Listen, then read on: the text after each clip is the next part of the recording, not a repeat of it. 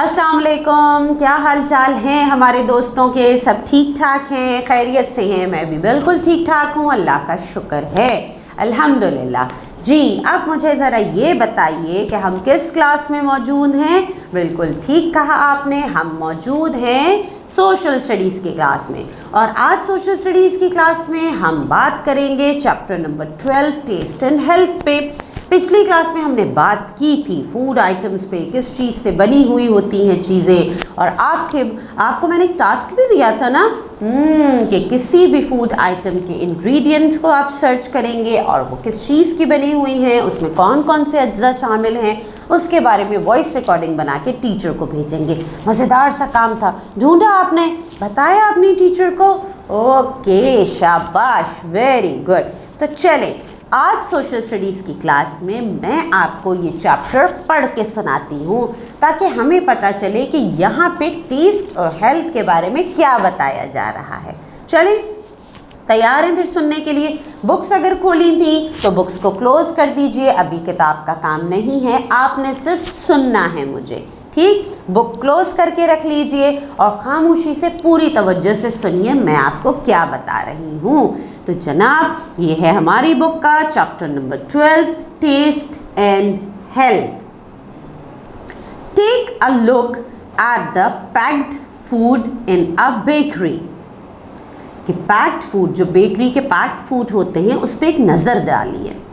Look at the back of these things to see what they are made of. इन तमाम packed food के back पे देखिए तो आपको पता चलेगा ये किस चीज़ से बनी हुई है। Surprise, you will find citric acid in almost all of them. आप सरप्राइज हो जाएंगे, हैरत में आ जाएंगे कि उनमें से बहुत सारी चीज़ों में सिट्रिक एसिड शामिल होगा। आगे पढ़ते हैं। Citric acid is used to save foods from getting bad. Citric acid एक एसिड है जो इस्तेमाल किया जाता है ताकि हम खाने को ख़राब होने से बचा सके, इसलिए हम इसे शामिल करते हैं फूड आइटम्स में। It keep food fresh for a longer time.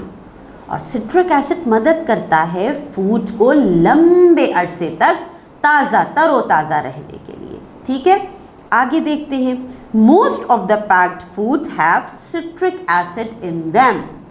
ज़्यादातर जो पैक्ड फूड होते हैं उसमें सिट्रिक एसिड शामिल होता है। जैसे हमने बात की थी ना कि हर फूड आइटम, पैक फूड जो पैकेट्स होते हैं उनके बैक पे उनके इंग्रेडिएंट्स लिखे हुए होते हैं, हमें पता चल जाता है कि उसमें कौन कौन सी चीज़ें शामिल हैं। तो बहुत से ऐसे फूड आइटम्स हैं ज़्यादातर जिन्हें लंबे अरसे तक सेव रखने के लिए, तरोताज़ा रखने के लिए, ख़राब होने से बचाने के लिए उसमें सिट्रिक एसिड शामिल किया जाता है। आगे सुनिए। Jabir bin Hayyan discovered how to make citric acid. Jabir bin Hayyan जो एक मुसलमान साइंसदान गुजरे हैं, एक साइंटिस्ट थे, मुस्लिम साइंटिस्ट जाबिर बिन हय्यान, उन्होंने डिस्कवर किया था, उन्होंने दरियाफ्त किया था कि सिट्रिक एसिड कैसे बनता है।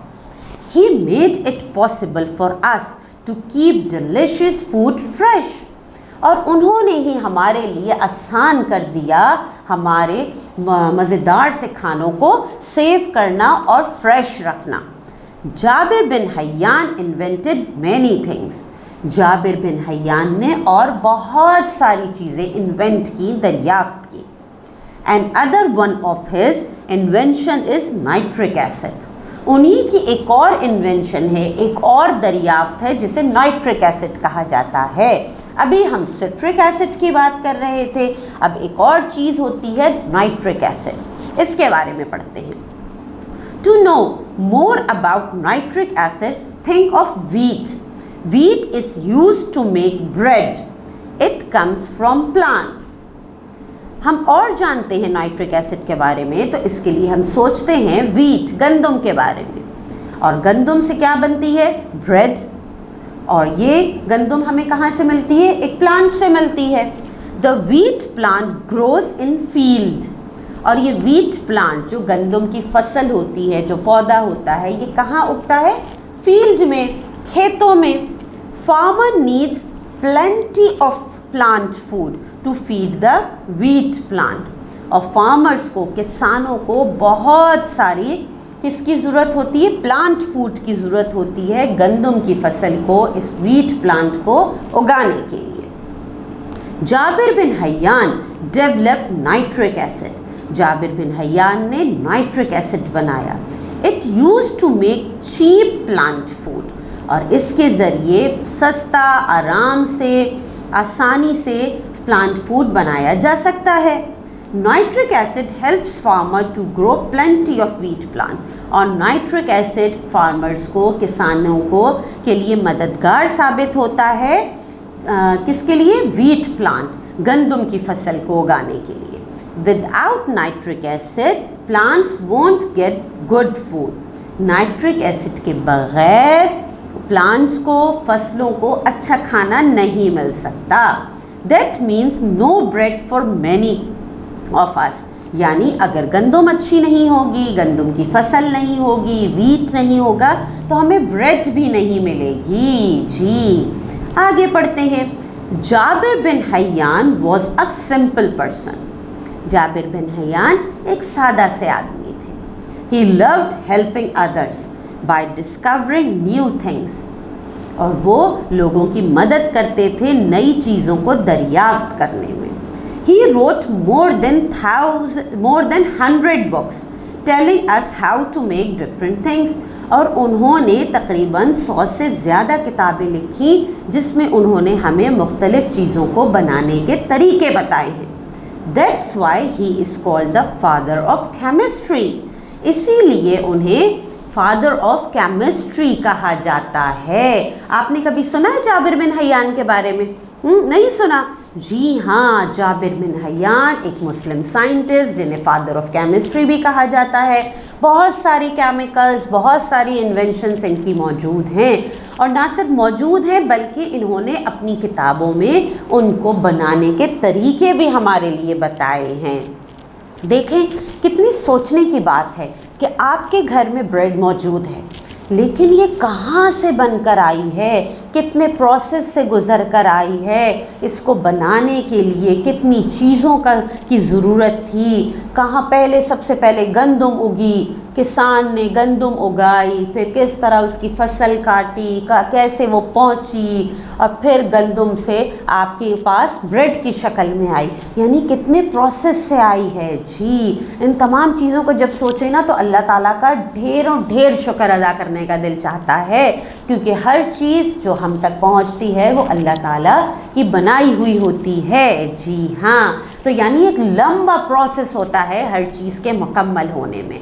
तो आज जो हमने चीज़ें पढ़ी, इसमें ये चीज़ हमें समझ में आई कि हर चीज़ को बनाने में कुछ इंग्रेडिएंट्स का शामिल होना बहुत ज़रूरी है, और उसमें क्या क्या चीज़ें होती हैं। दो चीज़ों के बारे में आज हमने पढ़ा, citric acid and nitric acid.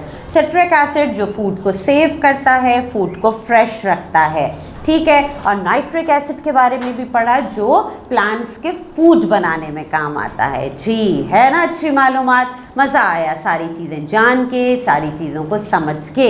अब आपने क्या काम करना है, आपने जो अभी चैप्टर सुना इसके बारे में अपने फ्रेंड्स को, अपने दोस्तों को बताइएगा, और इसके बारे में अपने मम्मी पापा से भी डिस्कस कीजिएगा, और घर में वो फूड आइटम्स ढूंढिएगा जिसके बैक पे इंग्रेडिएंट्स में आपको सिट्रिक एसिड मिलता है, ठीक, और फिर उसके बारे में अपनी टीचर को वॉइस रिकॉर्डिंग में बताइएगा। चलें, फिर आप ये सारा काम कीजिए मुकम्मल। मैं मिलती हूँ इंशाल्लाह आपसे नेक्स्ट क्लास में। अल्लाह हाफिज़।